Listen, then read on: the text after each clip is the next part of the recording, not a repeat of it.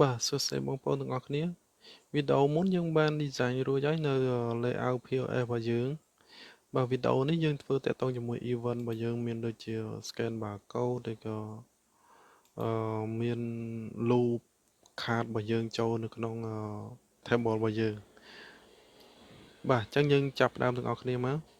បាទជាដំបូងខ្ញុំចូល editor របស់យើងចូលបង្កើត migration សិនបាទយើងប្រើ PHP artisan make migration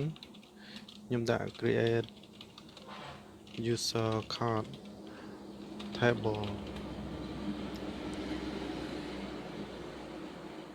អូខេអញ្ចឹងយើងចូល user card table របស់យើងមក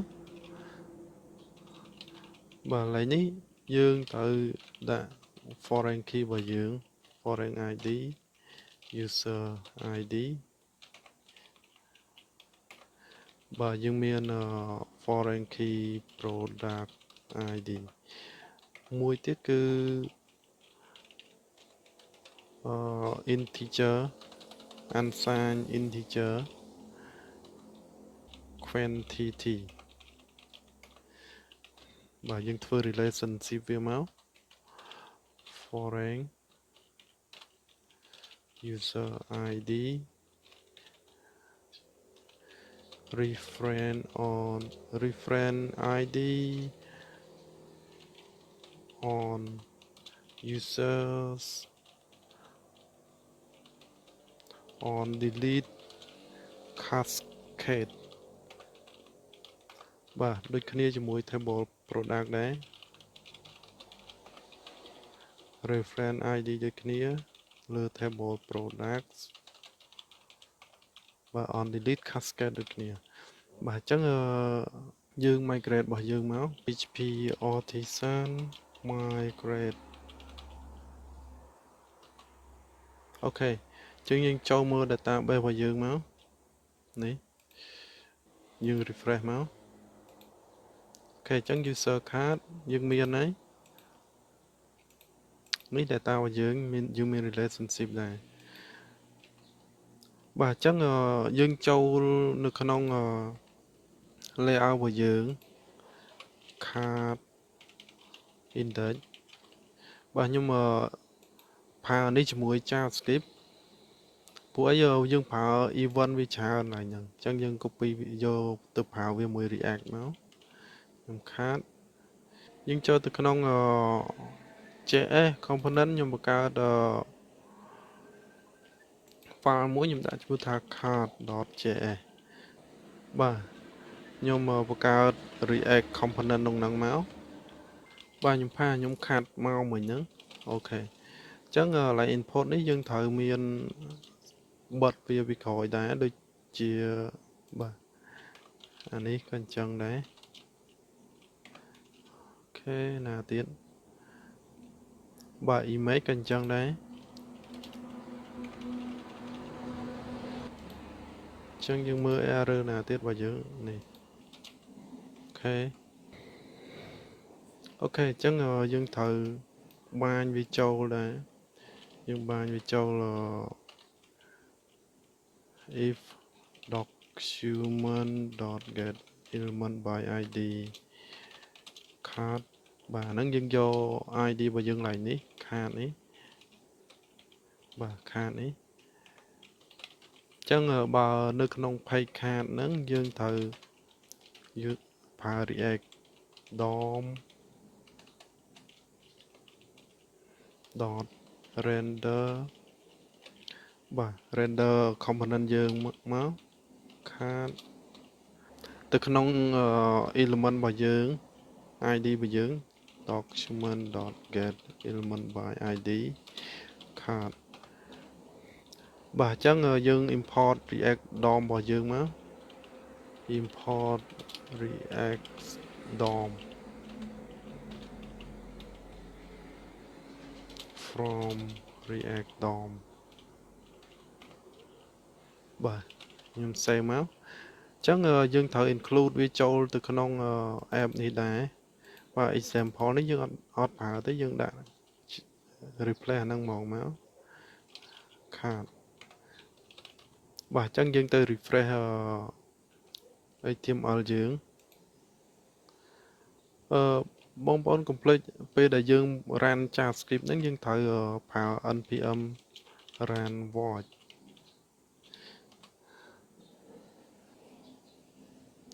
អូខេអញ្ចឹងយើង refresh សារថ្មីមក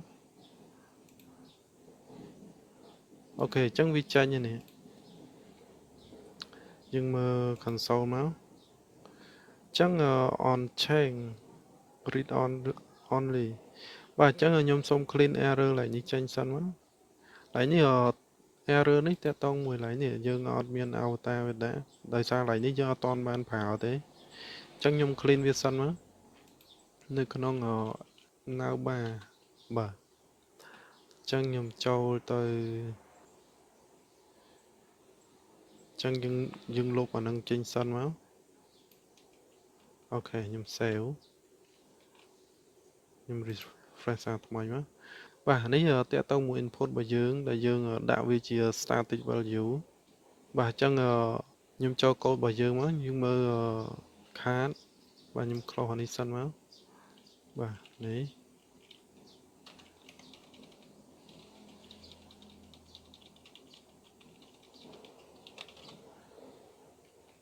ខ្ញុំ refresh អូខេអញ្ចឹងវាលែងមាន error ហើយអញ្ចឹងយើងចាប់ផ្ដើមរបស់យើងមកអញ្ចឹងយើងត្រូវមាន state របស់យើងមួយ constructor ហើយនេះ props ខ្ញុំ super prop បាទអញ្ចឹងខ្ញុំមាន state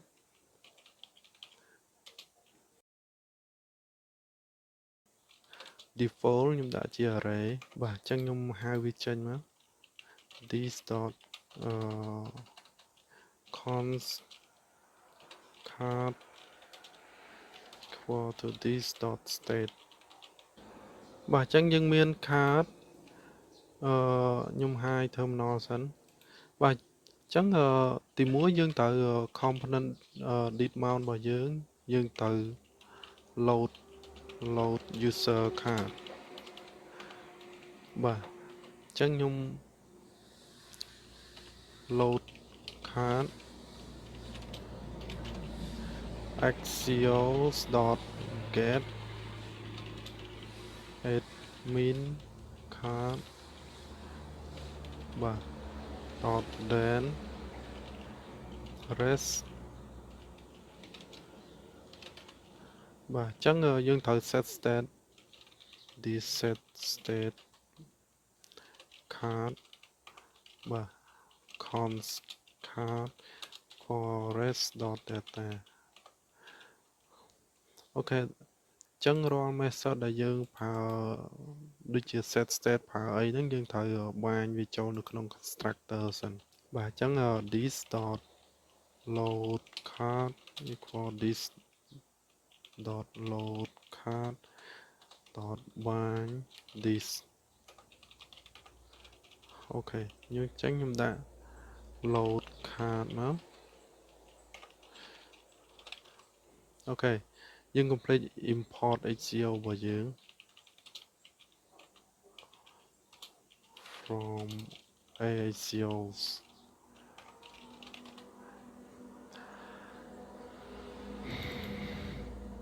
អូខេអញ្ចឹងយើង refresh របស់យើងសារថ្មីមក refresh យើងមើល network របស់យើងបាទអញ្ចឹងវាហៅ card ហើយនេះអញ្ចឹងវា response មកជា HTML អញ្ចឹងយើងត្រូវចូលកែនៅក្នុង controller យើងវិញបាទ card controller if កន្លែងនេះយើងដាក់ request បាទ if request one json បាទខ្ញុំ return response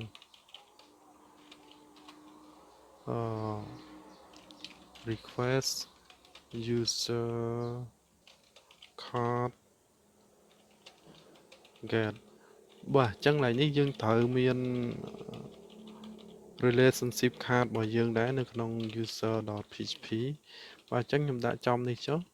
và public và nhầm đã card chẳng dừng return belongs to many class products class table របស់យើង table foreign key របស់យើងគឺ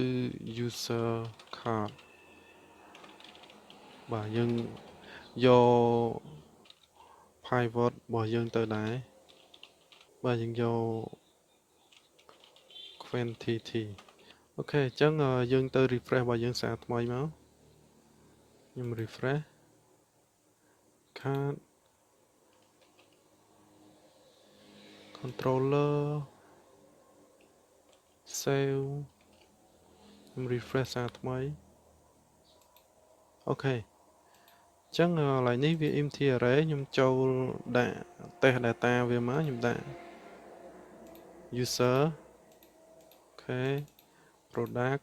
coca quantity 1អូខេអញ្ចឹងខ្ញុំ refresh សារថ្មីមកអញ្ចឹងយើងមើលមកនេះអូយើងមាន product ហើយអញ្ចឹង pivot របស់យើងនេះ quantity របស់យើង1អញ្ចឹងខ្ញុំសាកដូរ quantity 3 refresh មក